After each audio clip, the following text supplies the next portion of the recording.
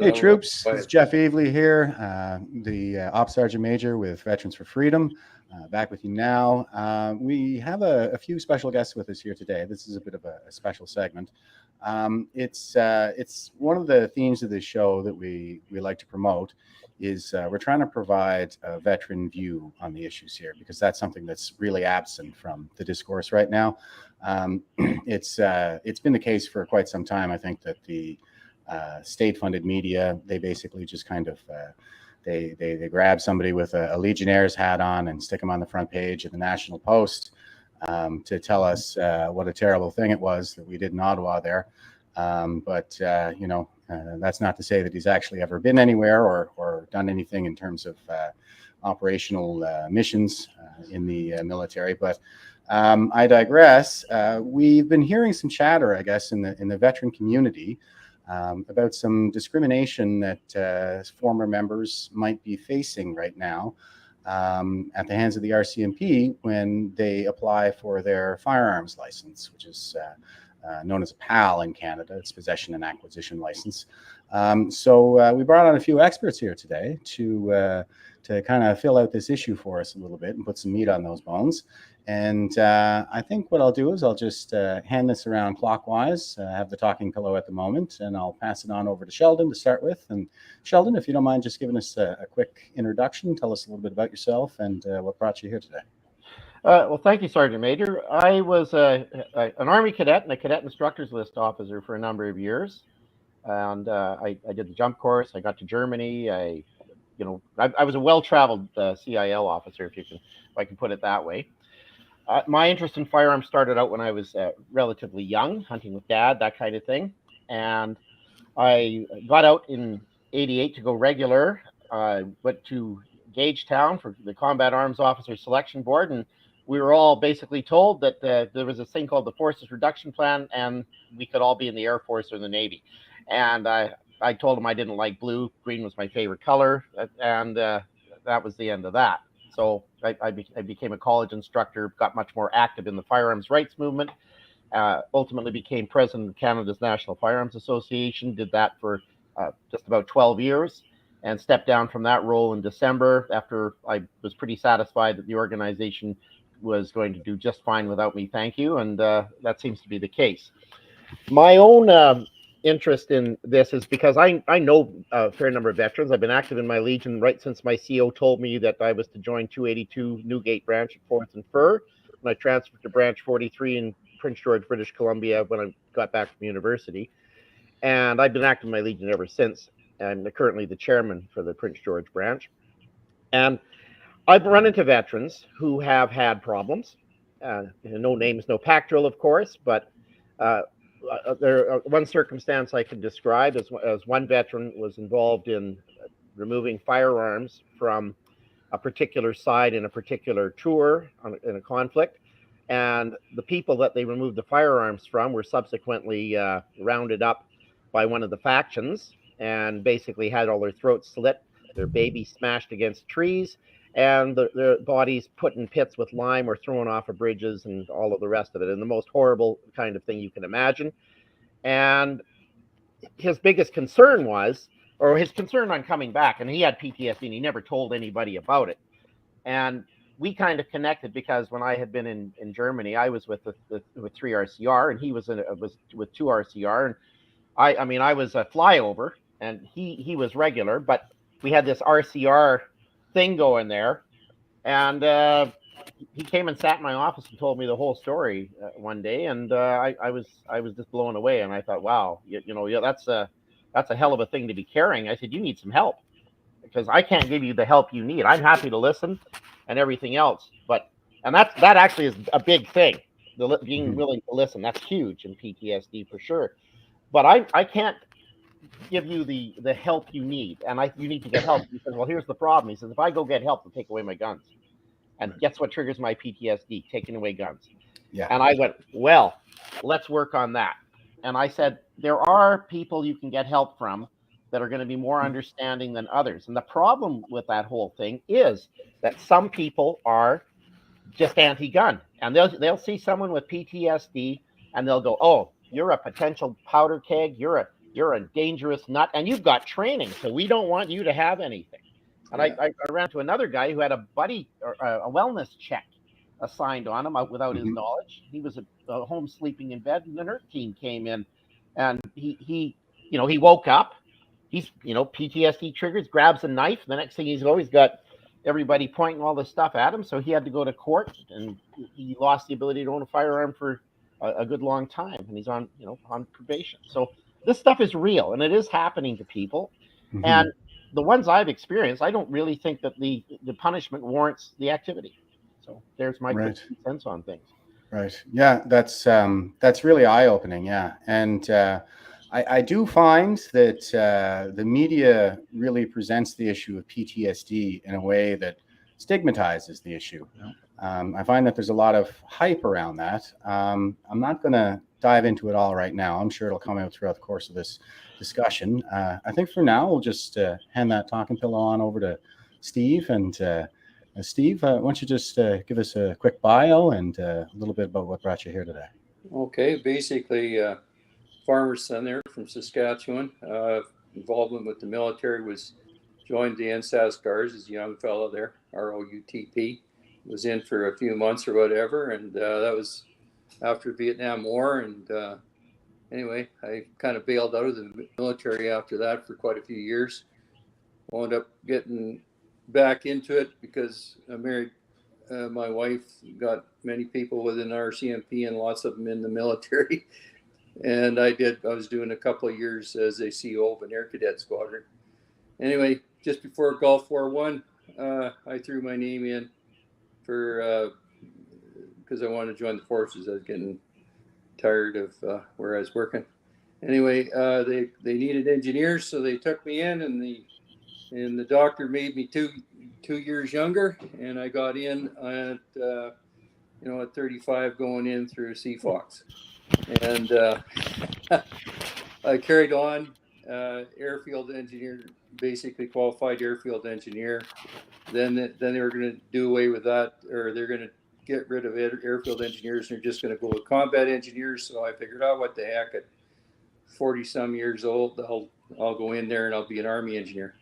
So that's how I went that, went right to, they had to boot me out at the age of 55 on my birthday. And I could have signed a new pension thing, but that would have been a real hit. But I was able to get back in as a reservist with Regina Rifle, whatever, and working out of Ottawa and Director of Land Infrastructure. That's, in a nutshell, my military career. And what prompted you to speak out about this? Okay. Throughout my career, I did a lot of, 17 and a half years in their military, and a lot of that was, I saw many of my, quite a few of my soldiers with PTSD, and having to deal with that. And that was when they would come back to Canada or whatever. And also from my own deployment, coming back after 13 months in Syria when the towers fell was kind of an entertaining time.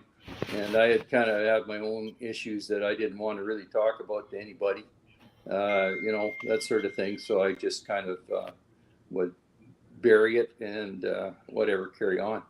So when I was out back, in Saskatchewan and whatnot, we had things like Wounded Warriors event got going there at Nipawin, and I was kind of active there with a lot of the guys that were having their that had suffered PTSD and were kind of in it. Anyway, so I was helping out with that for a while.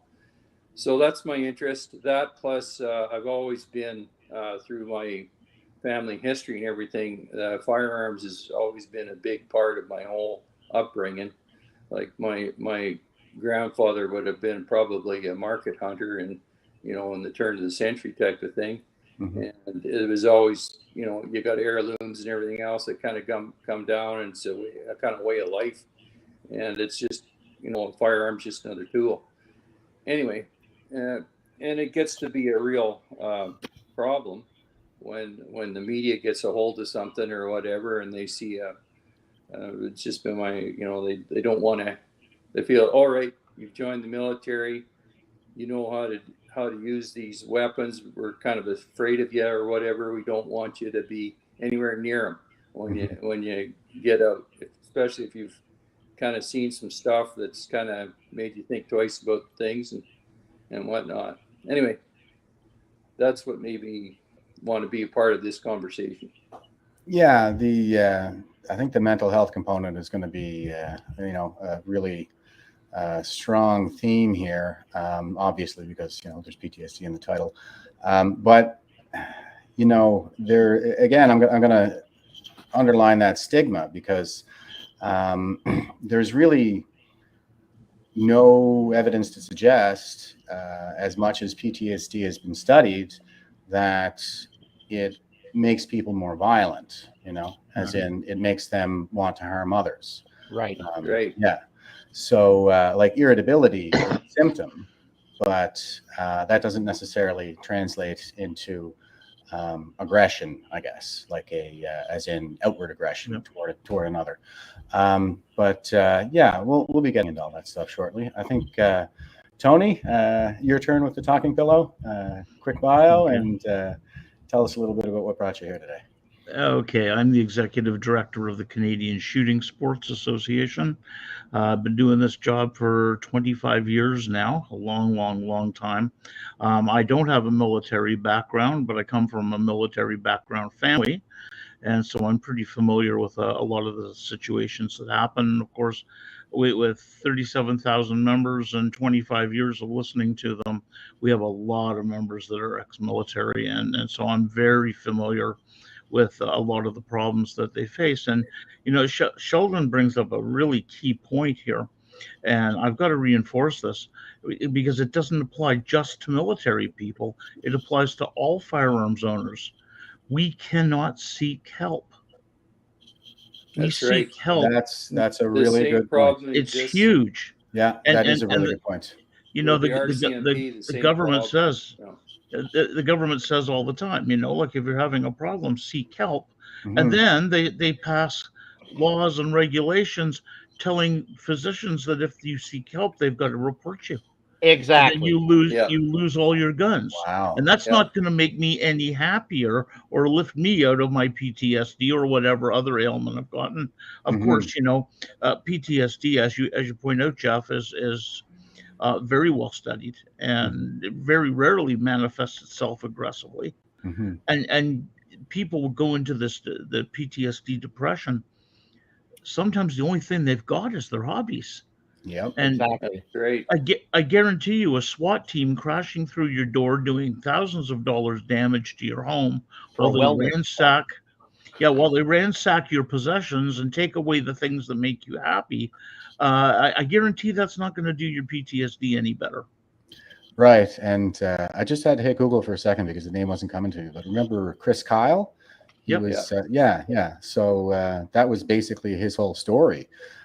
The only thing that kind of lifted him out of his depression, his PTSD-induced depression, was going to the range. Yep. He would take other veterans to the range and try to help them, and he got a therapeutic benefit out of that. So I've done the same, and I met Romeo Dallaire, and I've got my differences with the good general on a number of issues, and I had quite an argument with him in the Ottawa airport about a few of them. But I do need to give him credit. He's a liberal for his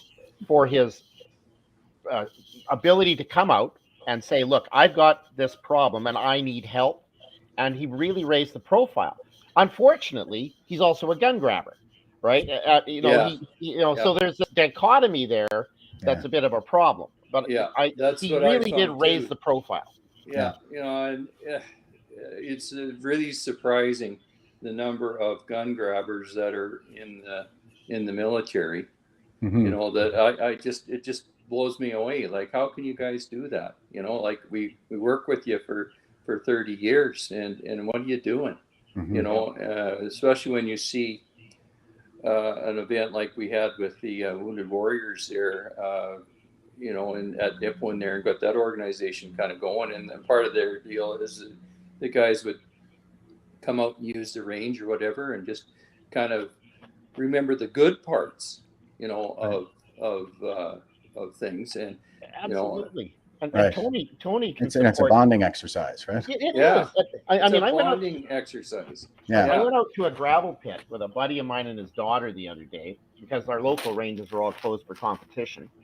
And we drove like 35, 40 kilometers down some back roads and logging roads to a gravel pit we knew that had a really good backstop. And we set up about 100 meters and just blazed away with the 22s and a couple of other rifles. Right. And, you know, I had been having a bit of a stressful few days. And it's nowhere near PTSD. I want to make that clear that I wasn't having that stress. But Mhm. I could feel the weight of the world fall away as I had to focus on this discipline and just worry about, okay, am I doing everything safely? Am I putting the rounds on the paper where they want to be? Am I blowing up those clay pigeons on that gravel bank? Mhm. Am I having fun? Yeah.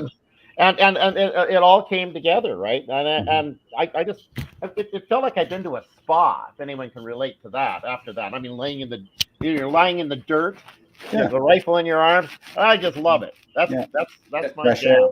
At Yeah. NIP, when we had I used, as the CO of the Air Cadet Squadron, we used to have rifle teams and everything. I was all, and we train them, and it was, I was RSO there, and make sure you get the proper discipline and teach them safety and everything, and it's part of their culture, and I don't know. There's a big push to take away all the 22s, and Yeah. ridiculous. But anyway, Yeah, now they're Canada. going to a pellet gun, and now they're even going to probably go, oh my God, we can't even see that. It looks too martial there to have a pellet gun, so we can't talk about that. I want to throw back to something you were just saying there, Steve, about. Sorry, did I cut you off there? I didn't mean to. But No. the Romeo Dallaire, the dichotomy. Yeah. The interesting thing, I was just kind of thinking about it. I was like, yeah, how could somebody, it's almost like a cognitive dissonance, I guess, that he holds. I think so. Yeah, I mean, wouldn't the Rwandans have been much better off if they had firearms? Well, yeah. So, or some of them anyway. That well, if all of them did, if all of them had firearms, you think that? Well, that's the whole thing. Like that when you. But what I think is happening there, because I remember reading his book, and I also read some criticisms that the other generals had offered around that time as well. Yeah. And the thing is, he was an NDHQ general, like a National Defense Headquarters general. He was the guy who had the CD and nothing else, walking around NDHQ as a general, and that was his first deployment to Rwanda. So, I mean, he's basically a staff officer, he was a junior officer in his first firefight, basically. Yeah. But his entire career, he never really kind of got in touch, I think, with that side of soldiering as much as most of the other guys would have, because he was a staff officer his entire career. So and a very driven one, from everything I've heard. I mean, he was a guy who had his bed in his office and expected everybody else to rise to his level. And I heard a lot of criticism from people who worked with him about that. But I respect the work ethic, but it's not healthy. Yeah. No. I mean, I won't get into all those criticisms about it. There was a real shift. I think that's what it is. He's kind of. There was a real shift within the military there when we first got involved with the Gulf War. We had Air Force guys go over there, engineer on the tarmac, and they'd only give them. I think they had one magazine full of rounds or whatever in case somebody, and yet there was big, it was dumb the way they were doing that. Well, it's liberal wokeism. And then we get into Bosnia and Croatia, and then we get into Afghanistan, and it was just like when I wound up going into the regular force, there was a time where we hadn't seen anything dangerous for a long time, and our hard troops were the guys coming back from Force ER in Germany and whatnot, and then all of a sudden we get involved with former Republic of Yugoslavia and 10 years of that, and then into Afghanistan, and it was the whole thing. And meanwhile, back there in Canada, nobody's really acknowledging it. They just think, well, you guys are the same guys that have been doing your thing here for 30 years. And Well, the but Medak we're pocket getting, was classic. yeah, we get the Medak pocket happening, and the government hides it for 10 years. Yeah. And won't even give the guys a medal. Like That's right. You know, like come Yeah, on. they never got credit for that. Yeah. Well, because Kim because Campbell wanted to win the election. well, yeah, and it wasn't a good look for Canada at the time because it was awful. we were I just mean, it's peacekeepers. just We a didn't total want to abuse acknowledge to that we your- had soldiers, right? to the people that are trying to defend your country. Yeah, I think it's morally injurious the way they get treated in situations like that. I'm going to throw to a comment here, guys. It says, Jeff, when renewing my PAL and last year, there is a part that asks about any mental issues. I put down PTSD since 2013 from military career, then had Vic O'Coin from the Chief Firearms Office in New Brunswick reach out to me and had me get a form signed by my doctor that says they don't see any risk with me having firearms. He was very easy to get along with. If I had lied and checked no, there would have been no issues. However, if they found out, I'd have a hard time getting a PAL again. I asked Vic. So he summarized that extremely well. Like that's classic. And I think Vic O'Coin's got a pretty good reputation of being a level-headed guy out there. Mm-hmm. But that's a classic example of what happens. If you check off the wrong box on there, you're going to get flagged. And if you get flagged and you don't, and your flag isn't flying the right way, or if it's off just a little bit, you get the wrong person examining it or whatever, you're done. Yeah. Mm-hmm. And in his case, he's got a good reaction. Mm-hmm. But I mean, the forms are silly, Tony? I mean, you sit there and you if you're predisposed to lie about it, there's nothing stopping you, and probably no one's ever going to check. Yeah, frankly. It didn't stop Hunter Biden. Nope. It didn't stop. It doesn't stop most people of ill intent, right? Somebody wants to do something bad. It doesn't matter if they filled out a form or they got a little piece of paper beside their name. It doesn't make a lick of difference. So. And I'll say too to Chase there that I also, when I did my last PAL application, I checked the box and I got the psychiatrist's notes, and my shrink was pretty good. He even said there would be therapeutic benefit to going out and engaging in that kind of recreational activity and stuff like that, and it all actually went pretty smoothly. So it is probably one of those person-driven processes in some areas where there are certain ideological actors, I think, that are in particular positions, and they let their politics get in the way of their polity, I guess. And I think that there's something like an agenda there, whether it's conscious or not. What do you guys think? Yeah, and I think too that when you look at the people who are processing these applications, most of them are okay. Most of them are fine. But every once in a while you get one of them that's got a real chip on their shoulder, and they will go after you with something like that. Again, leads back to what I was saying before. It's not just our military folks that face this problem, although that's the focus of today's discussion, but everybody who's ever had a marital breakdown, everybody who's ever had a financial breakdown. I mean, how many Canadians out there have had these things and they didn't go crazy and they didn't go violent, and yet there's stigmas attached to this. Now, the PTSD stigma, unfortunately, is reinforced by our media to just a god awful degree.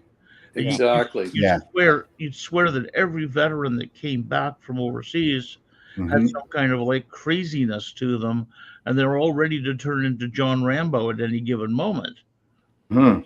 I remember there was a case. I was just going to look for it here. Yeah, I got it. The only time I ever really hear anything about veteran issues, it seems, from the CBC, it's something kind of in line with this, right? Oh, I saw it. Sought help from 6 doctors before triple murder suicide. Yeah, that's terrible. That's terrible. But I remember there was an incident out in Nova Scotia a few years ago, and there was a lot of talk about the veteran having PTSD, and it was a murder suicide, but there's never been any connection, like I said before, between PTSD and violent acts. So I remember a few years ago, everybody was doing the 26 push-up challenge, 26 days, 26 push-ups, something like I that. did that with Aaron O'Toole. Oh, is that right? Okay, Yeah. right on. So you And then guys he remember? stabbed us in the back. Yeah, no kidding. Yeah, the thing was that when I was doing it, I said, okay, well, if I'm going to do this, then I might as well know what I'm talking about. And I went out and kind of looked up some information. And the 26 was coming from a study where they found that 26 veterans took their life every day in the United States. Was it day or week? I think it was 22 veterans. Could be wrong. Was it 22? Yeah. Yeah. Okay, maybe I got the numbers mixed up. But a day. When but I went and I read the study, and what they were saying was that, okay, so the number 22 is the right number.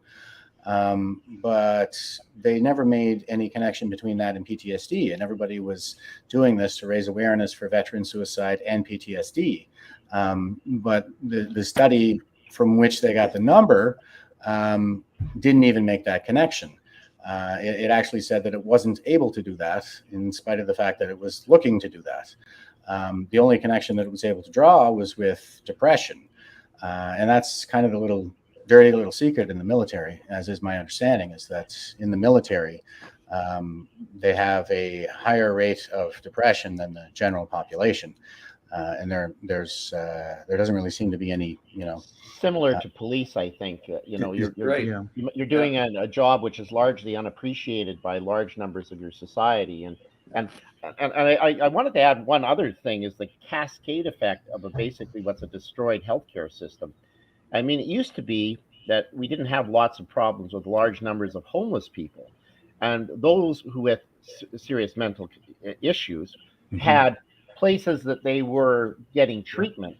And a lot of that philosophy changed, I think, in the 80s at some point, and they started not doing that anymore. And they basically just dumped a bunch of people out on the streets, and that created a stigma as well. And so when you have veterans that are looking for help, and the healthcare system has no capacity or understanding of their circumstance, and I mean, you give some grizzled 27-year-old veteran who did a couple of tours in Afghanistan to a 30-year-old grad student who's got a clinical psychology degree but has never had anything to do with soldiers, and they have really nothing to talk about. No, they have no basis for understanding, and it doesn't help. And I mean, God help them. There's some of them out there that are really great, and they get it, and they work hard to try to understand.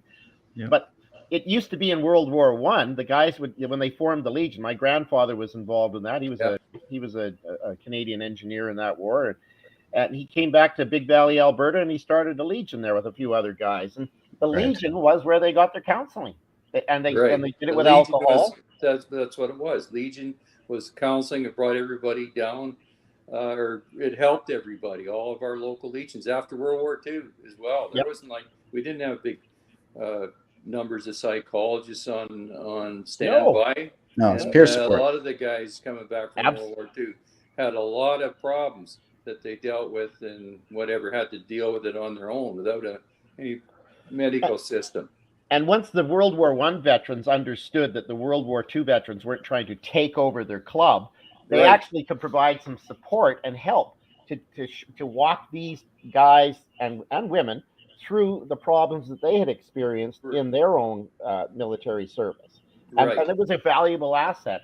And as the Legion has changed since the 1970s with the advent of bringing in more associates, because it looked like there weren't going to be any more veterans anymore, because war was not going to ever happen again. And we all know war tends to be the normal condition rather than the abnormal one, unfortunately.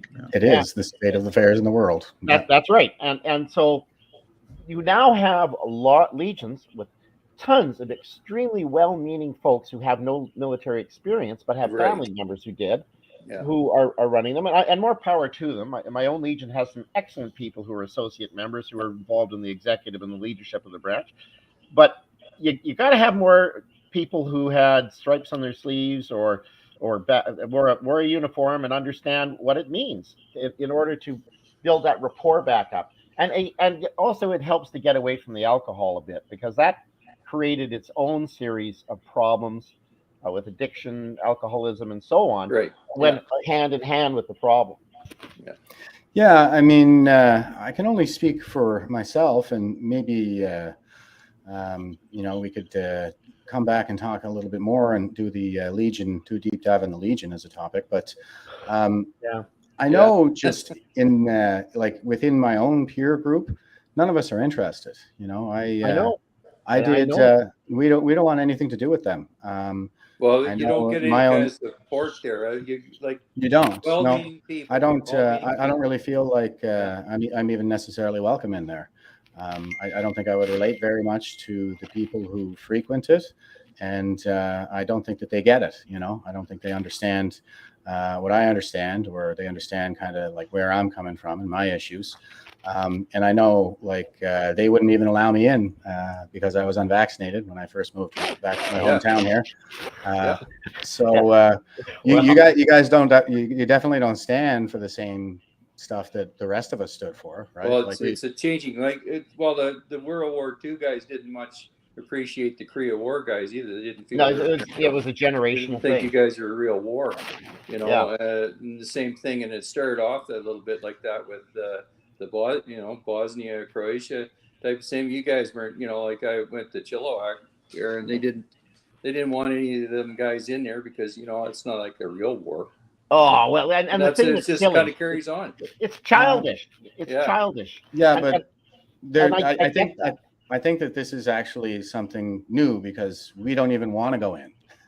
You know, and the thing is, we're looking, because I was in Afghanistan and Iraq, and I'm looking at the Legion and saying, where do you guys go? Where did you serve? And I've actually done this. And they're like, I never served. You know, I'm like, yeah, okay. So now it's not a veterans club, right? Well, it can be again. And I mean, it's a veterans service organization. It was the veterans club, but how it's changing and how it changed is getting better. I mean, half of our executive, our branch are veterans, and I think that's a good thing because it does cause that ability to relate. But like I say to people who say, well, I don't go into the Legion and I don't support it. I know we're getting away from guns and PTSD a little bit, but it is tangentially related. It is. Is that if you want it to change, get involved, show up, and bring a couple of friends so you can take over a table, and that is, and you can sit there and you can enjoy the camaraderie and all the rest of it. Those folks who are there who didn't serve, they're there because they care, right? That's right. Most of them, but it is different from Legion to Legion, and I have experienced that. And I am speaking for my Legion in West Mountain, Nova Scotia. It is. It was just West Mountain, Nova Scotia. Yeah, and we had a problem with James Toppett one there in Newfoundland as well. That's really awful. That's awful. Yeah. So I want to try to vector us back onto the main topic here, guys. I'm just gonna show you a little something. There's I don't really know who these guys are. Firearms News. Oh, you're making me laugh. No. Yeah. Well, we try to have fun around here, and that's the gun blog. Yeah. It's and I'll give you a clip too while we're on that particular thread. There we go. A culture where the difference is guns can be used for hunting or for sport shooting in Canada, and there's lots of gun owners, and they're mostly respecting and law-abiding, but you can't use a gun for self-protection in Canada. Wrong. Not a right. Oh my God. Constitution or anywhere else. If you try and buy a gun and say it's for self-protection, no, you don't get that. You get it for hunting. You can get it for sport shooting. You can take it to the range, no problem, as long as you go through our rigorous background checks. But there's a difference around the culture. And one of the things that we're seeing with the debate in the States is you get more and more of the American style, right to care defense arguments filtering up through the the usual more right-wing communications channels. Yeah. Boy, that clown is hard to watch. Sorry, I should have gave a Trudeau warning first. That's got me triggered now. I may never be able to see again. Oh. Well, first of all, he's wrong, right? Okay. Totally wrong. Let's start there. Trudeau is he's wrong. wrong. Yeah, you can use a firearm for self-defense in Canada if it's reasonable and necessary in the circumstances in which you find yourself. I have been a free miner for some 30 years, and I have a thing called a wilderness carry ATC, which is under renewal right now. They're probably watching this. They're going, well, no, we're not giving it to that guy. Yeah. But it is specifically for self-defense from animals. Right. And I'm sorry, that's a federal thing run by the provinces, but I mean, he's wrong. He is absolutely wrong, and it's a long-time liberal philosophy that goes back to the 60s, if not before, in which they don't trust Canadians with guns, and it's very much a liberal thing because it's a civil disarmament agenda. The firearms program is not anything about service. It's entirely about a barrier to lawful ownership. Yes, it is. There is no barrier to legal. And there's no barrier to illegal ownership. They don't want to quit until they get rid of absolutely everything from a cork pop gun. Well, and if anyone doesn't believe that now, they really are not getting it. Like I've seen comments on some of the pages I post on, and people say, "Oh, I believe in mandatory training and I believe in mandatory licensing and all this," and I go, "Well, I don't. It does absolutely SFA to prevent anything bad from happening, and it's like this PTSD stuff. By far and away, most people who have issues with their mental health are no danger to themselves or anyone else. That's a fact. That's statistically verifiable. Go look it up. I'll wait. And you do not have an issue. And in fact, as Jeff pointed out, and Stephen, Tony, all of us have pointed out, it's therapeutic to go shooting. It's relaxing. It's social. It's one of the safest hobbies you can engage in this country, and it's bigger than hockey. It really is. Tony, what do you agree? Oh, absolutely. I sold my skates so I could get my first gun when I was 9. Good trade. I got a gun for my ex-wife. I got lots of guns, and I like them. If they go boom, I'm pretty much I remember as a kid going to one of these courses, and we were talking about the Browning High Power, which is a pistol I quite like, despite its age and all the rest of it. Yeah. And we were asked, well, what's the magazine capacity of the Browning High Power pistol? And I put up my hand right away, and there's other people, they had their hands up, and somebody said 15, and someone said 8, and someone said 9, and someone said 10, and I'm keeping my hand, and I'm gonna get this bored look on my face, and this guy finally asks me, and I said 13 rounds, warrant, and he goes, who here thinks it's 13 rounds in the magazine of a pistol? That sounds ridiculous. And nobody out of 50 people put up their hands to support me, but I was right. You were, and I looked at that and I thought, okay, I'm different than everybody here. I'm a firearms enthusiast, right? Yeah. And I'm up for this game, and I can do this all day. I mean, probably one of my favorite firearms is the Vickers medium machine gun. With all of that, I'm totally enamored of the thing, and that's how I became a firearms activist. Because when I was 16, I tried to buy one in a day and era when you could buy guns at 16, and I walked into a thing called Bill C-51, and they said, well, this bill's passing, and you're going to have to be 18 to have any guns. And I went, oh yeah, well, what are you going to do with me? Because I already own guns, and I'm 16, and that isn't going to fit with your little regime. Well, we're not selling you a Vickers. We're not going to let you buy a Vickers gun. I already paid for it, right? I had $1,275 I saved up from working at the hardware store. Some people bought cars. I bought guns. I never had trouble getting a ride. Yeah, I suppose I was the same way. Yeah. More into that than cars. But it's therapeutic. It's relaxing. Yeah. And it does help with things like PTSD. 100%. And when you see these judgments made by that idiot, everyone picks on Trudeau. It's all of them. Okay. It's not just Trudeau. It doesn't stop with him. Romeo Dallaire too. It's all hand-picked bunch of guys up there that haven't got a freaking clue. Well, there are a good number of conservatives. There are a good number of conservatives who are on the wrong side of this. Oh, I know. Too. And that's not helpful. I do think that anybody that's got that big power bent up there has a little bit of fear of I think it has a lot to do with cosmopolitanism, Yeah. Right there, because we're always calling them the Laurentian elites, and it does seem to be the case that they're having a similar issue of urban-rural divide down in the U.S. because they're always talking about the coastal elites, But I think that there is that's a near root issue in the current crisis right now is that we have these really out of touch elitists. I'll stop calling them elites because I'm always like, what can you guys do? Like, I know you have, PhDs and stuff like that, but what can you actually do? That's been the experience of my career. Well, we're watching that in the Saskatchewan used to be pretty rural, but now we're starting to morph, and our two cities there are starting to get this cosmopolitan.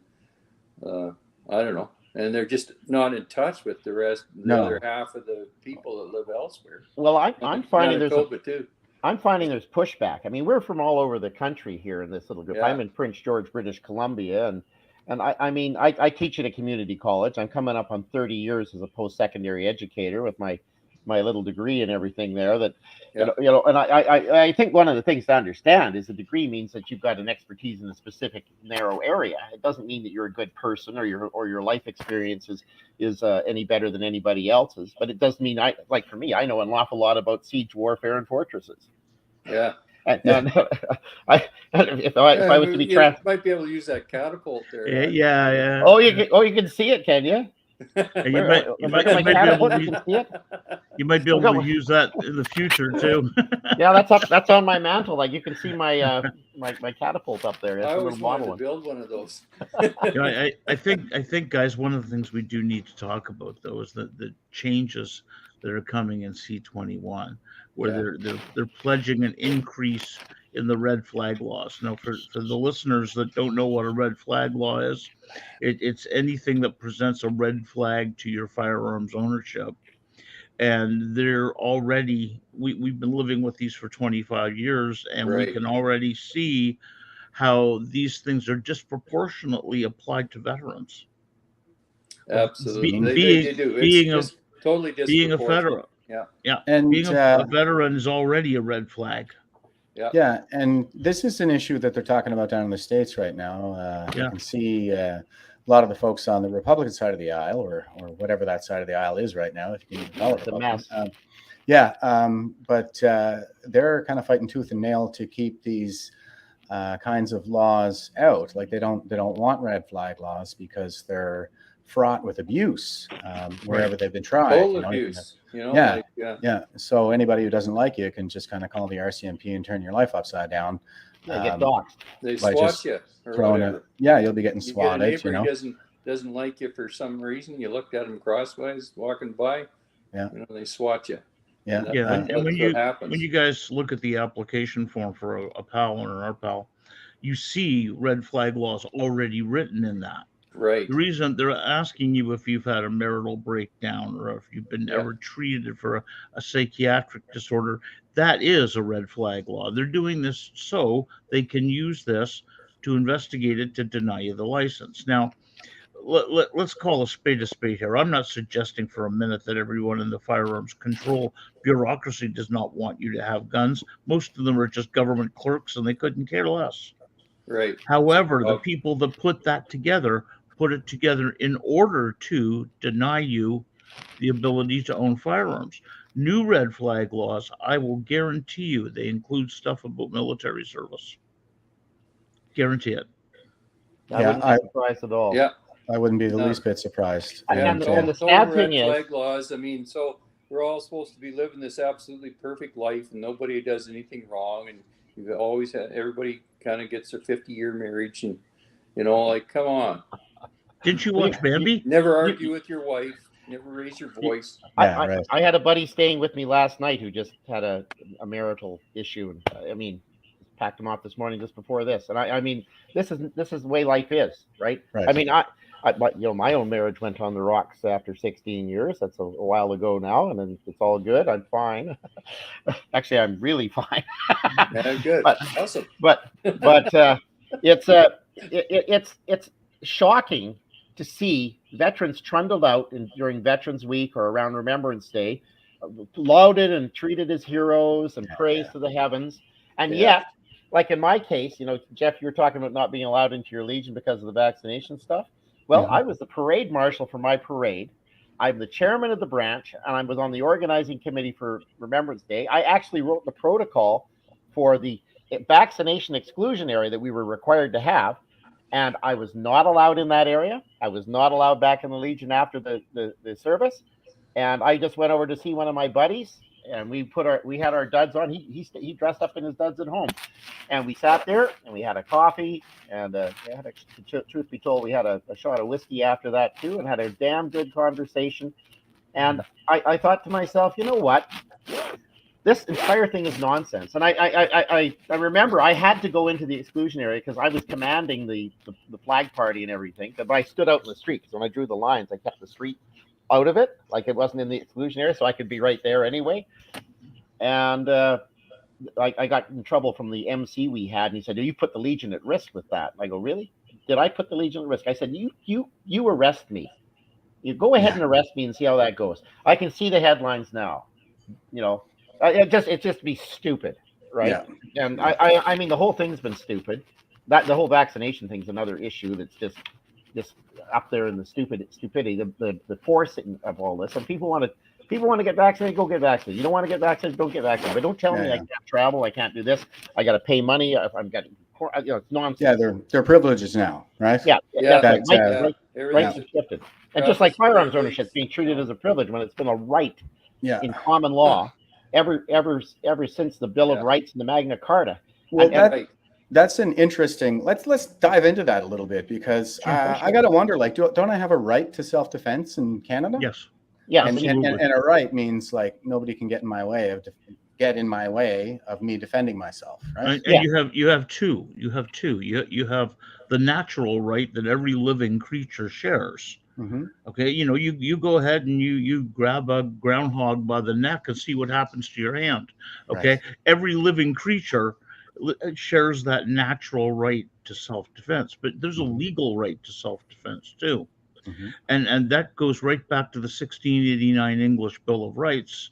Yeah. And I know that Sheldon's a student of this as well. These things have long been established. And I mean, the U.S. Bill of Rights was formed from the English Bill of Rights in 1649. Okay, so 1689, and the thing is, everyone goes about the American Second Amendment. The Second Amendment does not confer a right. No. All it does is it protects an existing right, a pre-existing right, of which both of our countries are children of. We are both countries that are the children of the United Kingdom, of Great Britain, of that common law practice that you have the right to keep and bear arms. That right is sacrosanct. And our Supreme Court has misinterpreted that by saying it's the Second Amendment. They read it like most liberals do, to think that confers the right. That doesn't confer the right at all. It just says don't infringe on that right. It documents the right. Yeah. And where people go sideways on rights is they think you have to have everything written down, and you don't. Well, when you're writing it down, you limit it. Right. Yeah, I mean, that's the idea, I think, of freedom, as in to be free of coercion, and I can just kind of do what I want as long as I don't hurt anybody. So the freedom to swing my fist ends where your face begins, and so on and so forth. But the self-defense aspect of it, I guess, kind of intrigues me. Like you say that we have the right, it exists, and the difference between us and Canada us in the United States and the United States is that in the United States they've actually codified that right in the form of the Second Amendment, and but doesn't that mean if we haven't codified that as a right in law somewhere, then the government may infringe on our freedom to do that? No, they haven't codified it. They haven't codified it in their constitution. They have said that it must not be infringed. They acknowledge the pre-existing right by saying don't infringe on that right. See, the right to keep and bear arms must not be infringed. It doesn't say you have the right to keep and bear arms. It says that right, which is separate and outside and above the Constitution, it's common law. See, that we have a problem in Canada. It's because we have two separate and not similar sources for our law. We have the French system of writing everything down. Like you write down all the laws, and you never run into a law you didn't like. I was going to say something about some of my former service members who never found a rule they didn't love, but I'll pass on that. Having sort of alluded. Hey, never pass a fault. Yeah, well, never pass a fault, but never. Yeah. Okay, you got me there. Well, the difference with that system and the English system is the English system is precedent. How do we treat the last person who had this issue or this problem? Let's do something similar, and let's not create new laws. And the problem we're getting is those two systems collide, and you get this dichotomy of we got to write everything down and go, no, actually, we just need to treat everybody how they were treated before, and we have the common law, and that's generally understood. Because the common law isn't generally understood anymore, because the pervasiveness of writing everything down has taken over us, especially in a digital age where people want to look up everything on Google. Right. Yeah. Right. So, understand, Jeff, that the rights that we're talking about are pre-existing. They're not rights written down. The stuff that's written down recognizes the natural right. And make no mistake about it. Self-defense is a natural right in every way. I go back to the analogy I used before. Grab a groundhog by the back of the neck and watch what happens to your hand. Go over and start messing with a baby bear and watch what mama does to you, because she has a natural right to defend her cubs. And she will. Down. Yeah. And even our criminal code allows for... I guess in my mind, I'm just kind of separating out freedoms from rights.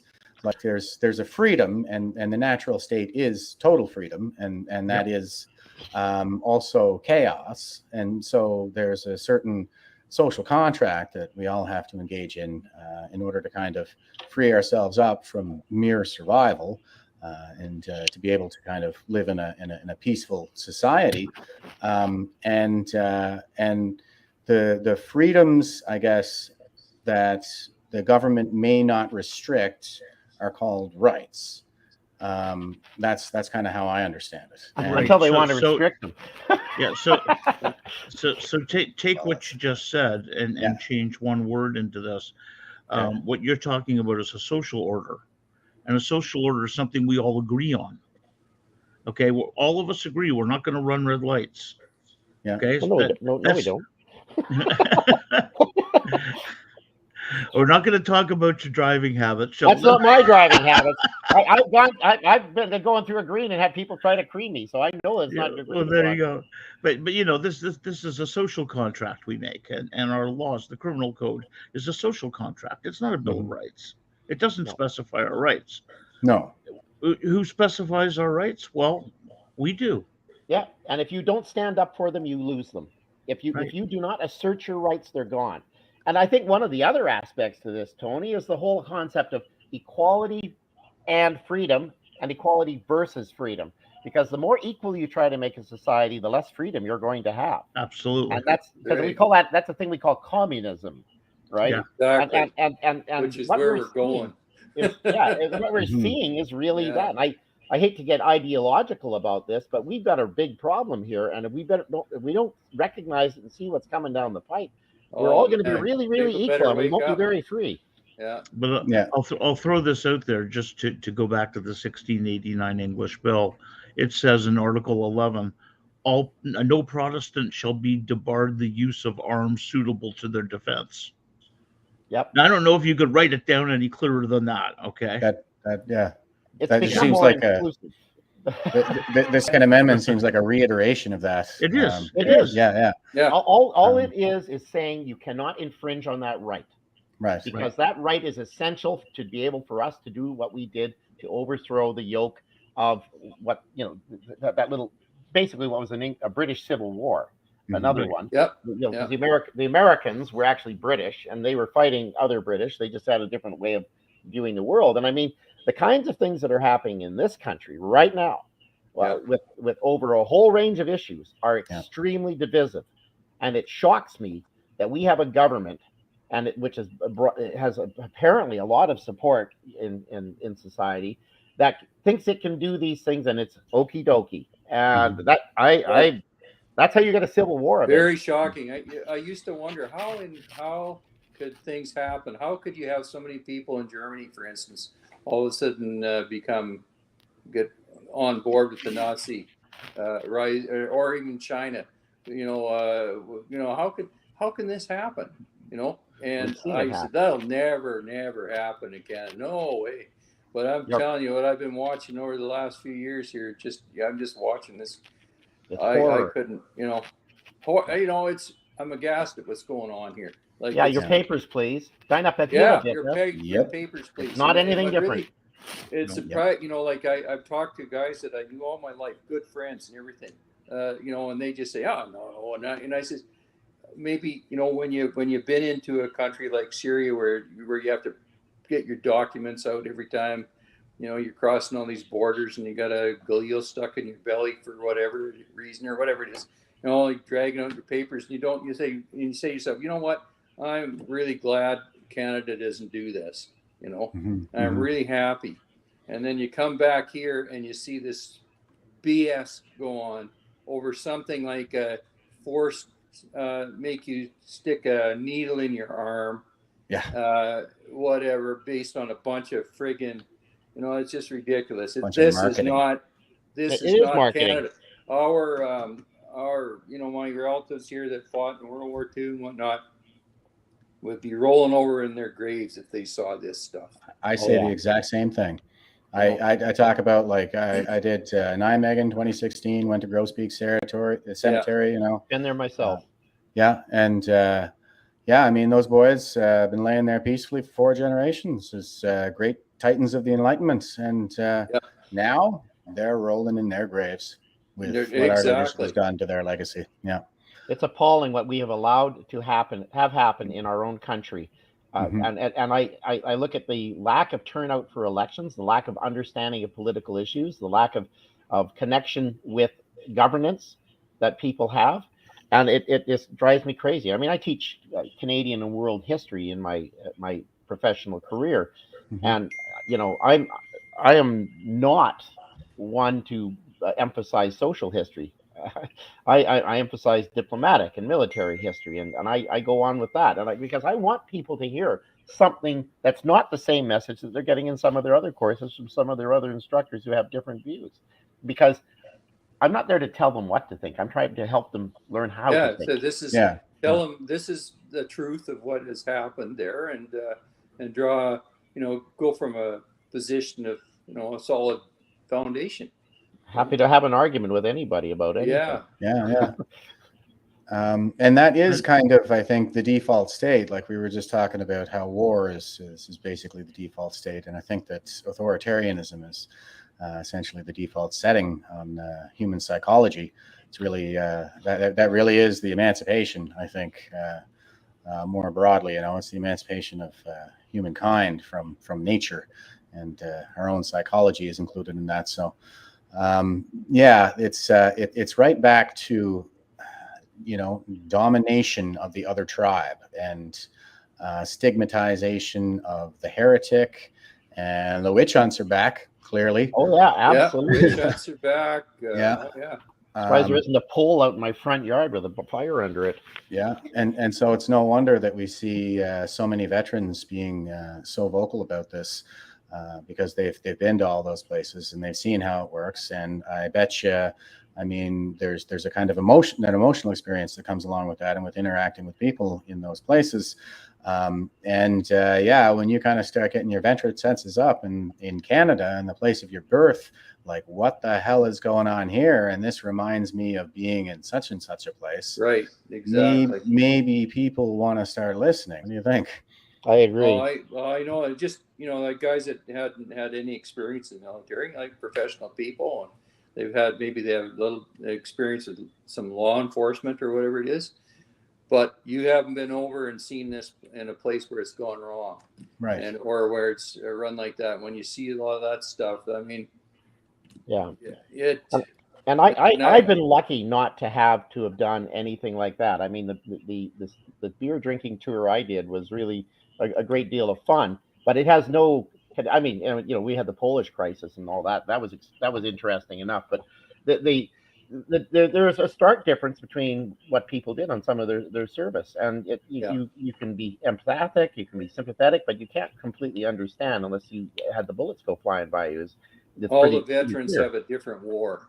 You know, absolutely, that's what people don't realize. That, I mean, well, yeah, and that's why I mentioned the emotional experience of just interacting with people in those places, because I remember, for example, Dan Crenshaw. He's a congressman down in the States there, ex-Navy SEAL. Yeah. He's the guy with the eye patch. Yeah, I've seen him super speak. cool. But I mean, I'm glad I have both my eyes, but I still kind of want an eye patch. You're just a pirate, Jeff. Jeff, you can get one. It's, I can tell you, it's bad enough having glasses. I don't know what I'd do if I had to lock up one of these babies. But he talks about the Eastern mind, and he says that the Eastern mind is different from the Western mind. And he even talks about personal friends of his that are kind of Easterners. And I remember him trying to explain it like it's like this inverted logic that they'll even twist themselves up in when they'll say, when they're disparaging the West, and they're saying, well, the West, it's empty and vacuous, and you guys don't have the classics. And we'll say, well, what are you talking about? Of course we have the classics. We have Plato and Aristotle and everybody, right? Like you can just go to Amazon, you can get any one of those things for $10. And she's like, well, yeah, but that's not really like having a classic. I mean, a classic is like old and leather bound, and it has, pages, and it's rare. And so you appreciate what a quality and a rare thing this is, without understanding the content. And how valuable. Well, I mean, I take that there was understanding of the content on both sides, but from her side, I think she was just kind of saying that we just sort of take it for granted. And he was saying, well, yeah, but that's a good thing because of the abundance that demonstrates.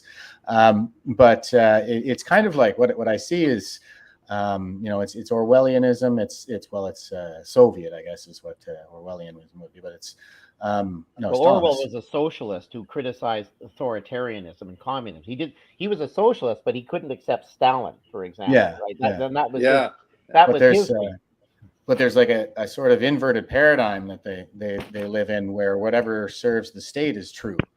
Right. So when you point to a scarcity of a resource like classic literature in places like Soviet Russia, they'll say, well, actually, that in Soviet Russia, that scarcity is a good thing.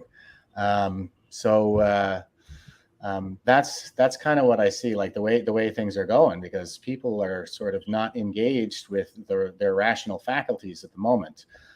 They're just sort of stuck in their instincts. There's fear and there's anger and all this stuff, and they're being driven by that, and that's the kind of stuff that's really easy to manipulate. And so we seem to have kind of like a mob on our hands here. Well, and Aldous Huxley, I think, called it out pretty well. He said, there's 20% of the people who will readily, willingly accept and embrace whatever the government tells them. Yeah. There are 20% of the people who will never willingly embrace, accept, or embrace do whatever the government tells them, because they want to read about it, study about it, make up their own minds.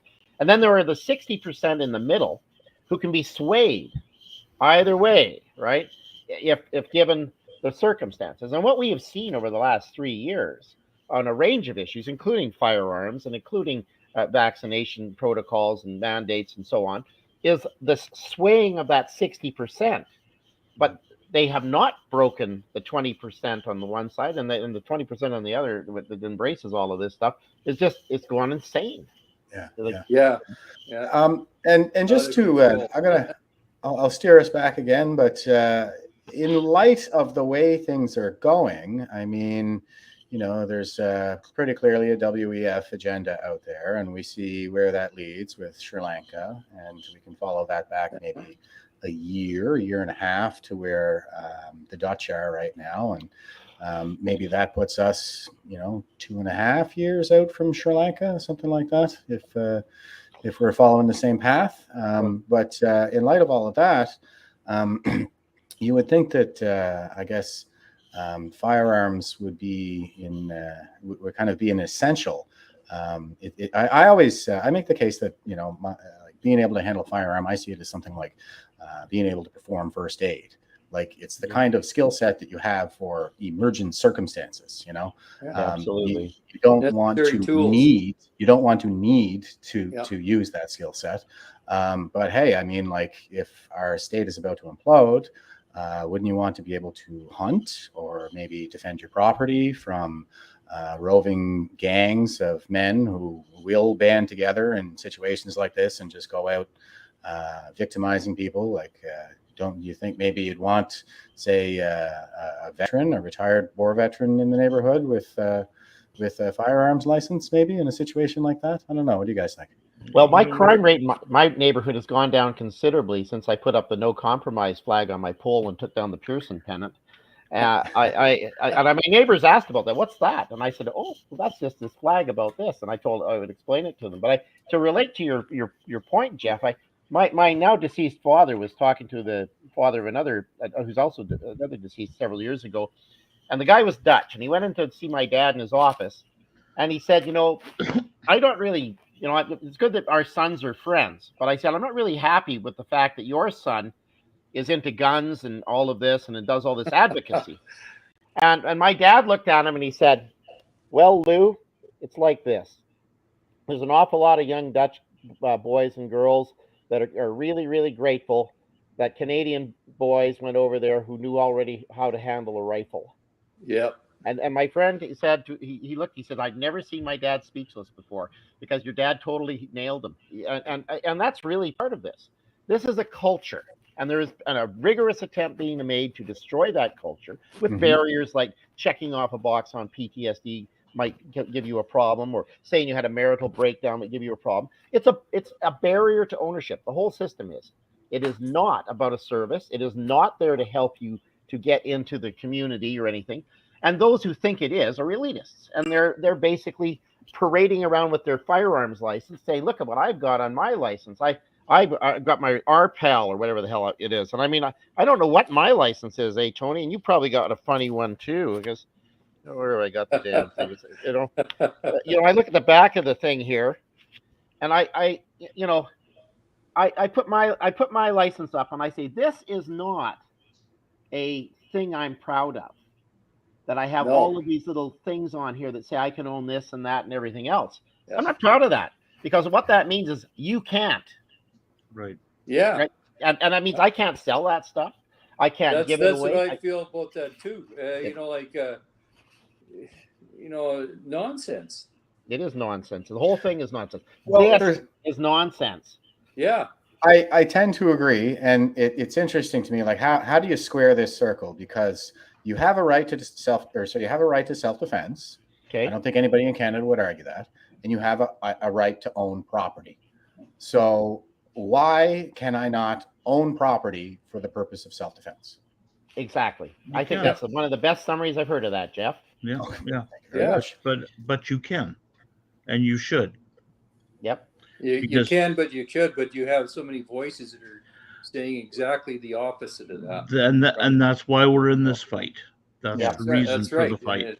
And I spent a lot of time in Ottawa too, so I get, I've studied the culture. So and I've been down around the Byward Market, where maybe this subject has kind of jumped into the conversation here or there. I don't mind sharing my views. So I'll just kind of throw in little tidbits here and there and watch them spin, and it's a really remedial level of understanding. Like they'll say things like, well, if people were allowed to own guns, then I would worry about, we could be sitting around here and somebody would just start shooting. And I'd be like, well, armed societies are polite societies, right? The problem, though, Jeff, is they don't change their mind. Okay? No, it's a dogma. It's all you're doing is just engaging with them, and they walk away, and you never change anybody's mind. No, but, one of my liberal colleagues was like that. He actually said to me, he says, I don't think anyone should have a gun, because if I had one, I'd probably shoot somebody. Yeah. And I looked at him and I said, well, you probably shouldn't have a gun. Exactly. Then you shouldn't have a gun. Well, and I mean, as we've seen in recent years, in particular in the last couple of years, Winnipeg being the most recent example, I mean, a vehicle is probably a more effective, avenue to mass casualty, right? I mean, you can you go to a parade. There was where was the parade in the States there, where they were just mowing people down? Took down 6 people, and then down there, Edmonton guy, a few years ago there did his thing, and then Toronto. Anybody who owns a vehicle could do it if they ever felt so inclined. Frankly, the white van control movement really hasn't taken off, and I'm not sure why. Yeah, I wonder why. Yeah. Because I think most people in their heart of hearts recognize the white van isn't the weapon. The driver was the weapon. Exactly. Exactly. So what's it's the a deal tool. with The making problem the you gun get, the issue? Like, you know. Yeah, they're subject to huge amounts of brainwashing here that the gun in of itself is somehow intrinsically evil and will take a ordinary person and turn them into a homicidal maniac at a mere glance. When you pin somebody to the mat on this, they know darn well that's not the case, but Mhm. that's not what they feel inside. That's right. Because Well, society The has emotional deal programmed with them. I gotta wonder. I'd like to ask people like that. Like, is that why you think that people sign up for service and go to war? Do you think that they're doing it because they're violent, bloodthirsty fiends who just want to shoot brown people? I mean, is that what you think those about guys that? get screened out. Yeah. A great example, okay? A great Except example. for the airborne thing. The AR-15 is only good for killing people, and it kills the Oh my absolute God. maximum amount of people in the minimal amount of time, which is why we give them to policemen, huh? Well, they're not. No, but they're just what are they, carbine, whatever they call it, different. Patrol carbine, yeah. A patrol Yeah, carbine. But The Yeah. you modern see- sporting rifle is the most popular firearms platform in North America, and that's Absolutely. if anything else, because it's popular, they're common, so you're likely to encounter them in multiple situations. Yeah. Same reason that Hondas are the #1 getaway vehicle. Yeah. Exactly, Yeah. same reason. So when you pin someone to the mat That's on this, well, they go, well, yeah, I guess that's true, but we should still get rid of all the guns because you're not changing their emotional level. Yeah. On this. Yeah, because I'm still afraid, and I don't want to tell anybody I'm afraid. Yeah. And this goes back to the I don't PTSD want, stuff. and military guys there. I'm a little bit chicken shit of some guy there, but I don't want to admit that I'm chicken shit. You know, Yeah. like I hate to say it, but that's how I feel about. And guys. I think when you stigmatize a thing like a firearm to the point that it produces an emotional reaction in people, it makes for a really easy kind of whipping post. You know, whenever there's a gang shooting in Toronto, well, you've got that emotional whipping post ready, and you can just turn around and screw over a bunch of people are never going to vote for you anyway, and go after them. Yeah, 100%. Yeah. And it makes those uninformed people feel better, like they're doing something about it. Oh All yeah. right. That sound about right? Shell game. Yeah. It's really, really bad. And I mean, when you stigmatize people and you put pressure on them, you take away things they like to do, their activities, their fun, you create a problem. You're not solving a problem. You make a problem. And I think the divisiveness we're seeing is really an attempt to cause a problem, because I think they know what they're doing. I don't believe they could possibly be as stupid as they appear to be. But at the same time, I never attribute to malice what can be explained by incompetence. I think in this case, Sheldon, you should go with the malice on this one. Yeah, this is malice. definitely malice on this. I think we have a lot of experience here that will state, quite frankly, that they're very evil and quite competent. Oh yeah, I think anybody who's following the Mass Cas inquiry for the RCMP shooting there in Nova Scotia. Oh yeah. Yeah, it's malice at this point, guys. Or the what do you call it? The list there? What they did with Oh God, am I on a list? I'm on several. No. The firearms. Everybody has to track all long arms. The long arms. Oh, the long gun registry. Yeah, okay. Which was all supposed to go. That isn't really a long gun registration. Yeah. What nonsense is this? Eh? Yeah. Besides being a very expensive boondoggle for everything, all it is just let's identify people and so we can basically maybe kick in their door or something later on. See what it is. We always claim the long gun registry didn't work. It did work, because what we view the long gun registry as supposedly accomplishing, it was never intended to accomplish. It was intended to identify the people who own them so that they could be confiscated.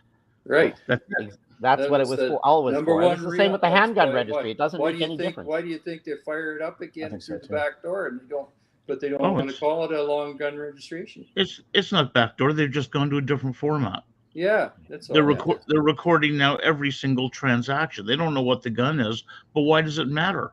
If The- Got it you've done. done Yeah, if you've done 10 transactions of a non-restricted firearm and you only have 9 non-restricted firearms, you better be able to account for the 10th one. and if it's a BB gun or whatever, what's what's Or the Yeah. deal, airsoft, Airsoft is up for or grabs. Airsoft, and watch you know? paintball markers be next. Oh You yeah, know, these paintball guys field, are whatever. They're insane. Gentlemen, modern. I have another appointment starting in a minute. Oh. So I'm going to take my leave from you if that's okay.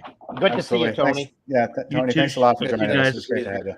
All right, thank you very much. And Yeah. we'll talk soon. Bye-bye. See you, Tony.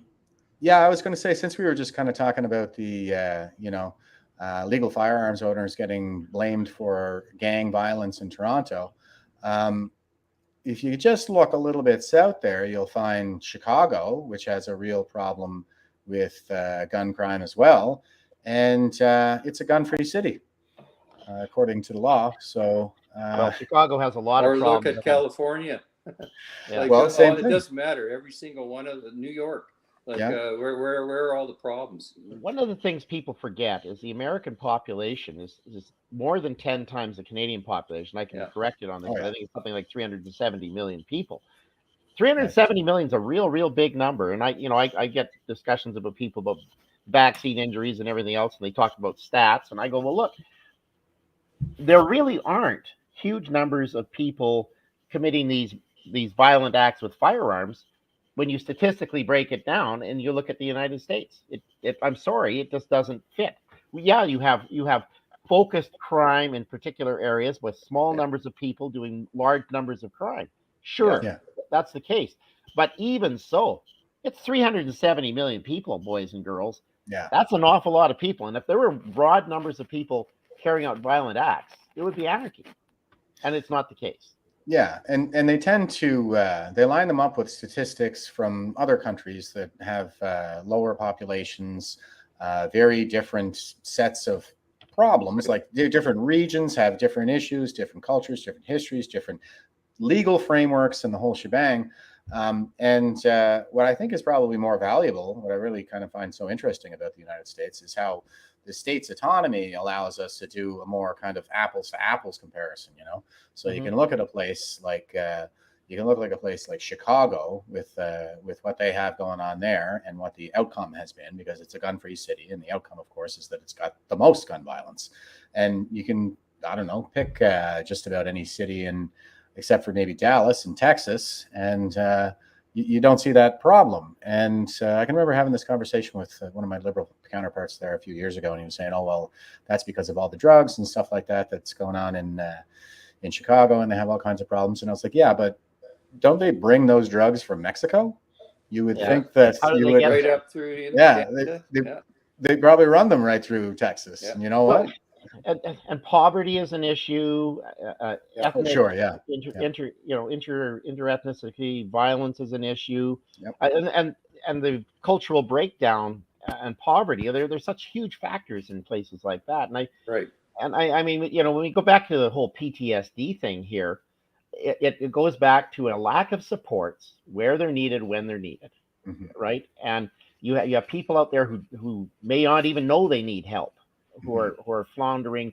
And I think it behoves all of us to try to be aware of our friends and to do buddy checks now and again to make sure someone's doing okay, and just look in on people. And you do what you can as a person to be a human to the others in your group and your tribe, if you like, and to make sure that that they're doing all right. Because take a friend shooting. Right? Yeah. Go out the range. I mean, the Chris Kyle thing is a classic thing of what to do. He just happened to run into a guy who was a little more ill than was the norm, and that's a rare thing. But it's unfortunately that was the problem there. But I've never shied away from taking somebody new shooting, and I've done it a fair bit, and I enjoy it immensely. It's one of my great pleasures. Yeah, and I think we see a little bit more of that. I see signs of it anyway. There are maybe a few more like indoor ranges and stuff like that these days. Well, indoor ranges kind of got slammed pretty hard because all of the whole lead thing. But I've been shooting in indoor ranges my whole life, and I don't have blue gums. So, I think there's a fair bit of issues around sorting out ventilation. I think there's a bit about sorting out dust, keeping these places clean. But I think there was no justification to be shutting down indoor ranges that shot lead 22 bullets and larger calibers either, frankly. And I've shot in a few indoor ranges since. That's what happened with us a lot. I mean, I was kind of responsible for, part of my job with infrastructure was having to shut down all these indoor ranges. That was ridiculous, but, and then they carried it through and we're shutting down other ranges too. Is that somebody you guys know? What's this here? Oh, he's probably not wrong. Yeah, That's right. Sorry about that. No, that's okay. I thought maybe it was a friend of yours. My old guy No. I don't have any friends. Oh, that's a shame. That's a little bit of a self burn on my part. Well, yeah. I'm happy to be self-deprecating every now and then. It cuts off anybody who's trying to get ahead of it. Yeah. And with the veteran issue and the PTSD and the firearms, the stigmatization of firearms, it does seem like if you're one of these guys, like if you're a Chris Kyle and you're struggling with PTSD and you happen to be a firearms enthusiast and you're getting a therapeutic benefit from that, well, Chris Kyle was a Texan, so he came from a culture that was highly supportive of gun rights and highly enthusiastic about shooting as a recreational activity. But if you're one of those guys in Canada, well, the overwhelming message coming from all sides is that there's something wrong with you, that maybe you're not a good Canadian or something like that. Well, I think the fellow who spoke, who you posted the comment from earlier on, I think really had it nailed. You make sure that it's very clear that the firearms that you have are a therapeutic benefit. Right. You find a doctor that's going to say so. Right. And I think that can help because there are people who do need help and they should ask for that help and they should get that help. Yeah. But maybe they need to think about who they're going to approach for help very carefully. Mm-hmm. Because we're not going to be. And we got to like the mental health, the whole conversation around mental health needs to change because not every mental health issue is psychopathy. Exactly. Right. Yeah, we're not talking about sadists here, guys. Or Silence of the Lambs. We're not. Yeah, everybody's not making liver pate of the base tenor, right? So yeah, veterans not finding an ordinary GP doctor to help you out with all the other things that go wrong with you. Mm-hmm. Let alone a specialist. Good luck getting a doctor. Yeah. Jeez. The healthcare system is broken. Yeah. Like good luck getting any access to any of that stuff. And if you can't get your peer support going to the range with guys that you relate to, then what is a fella in that situation to do, right? That's what you need to have peer support, and that's what's required for that. Absolutely. All right. Well, I want to thank you guys for coming on and sharing so much of your insight around this issue. It's been spectacular. There's a bunch of stuff that got thrown in there that I wasn't quite expecting and hadn't heard before. So I really enjoyed it, and I'll fire it off to Steve there. Why don't you take us away with the last word there, Steve? Okay. Well, last word. I guess we tried to stick to our issues here. I think we wanted to stray a tad there, but we did cover the PTSD factor and how that affects us when we're trying to get our firearms acquisition certificate, or I guess PAL. Yeah. Right on. And Sheldon, over to you. Last word. Yeah. Again, check on your buddies. Make sure they're doing okay. Go for a coffee. Have a chat. Don't be afraid to reach out if you want to talk to somebody, and just ask. You got lots of friends out there, and they do want to go hang out with you, and they do want to talk to you, and they do want to help. So make sure you take advantage of that. Yeah. Do more listening than talking. Yeah, that's right. And That is the ticket too, man. I tell you, when your buddy reaches out for help, just make sure you remember you got 2 ears and 1 mouth for a reason, right? But anyway, guys, thanks a lot. Thanks again for coming on, and it was a lot of fun. So hope to have you back again sometime soon. Sounds great, Jeff. Thank you. Thank you.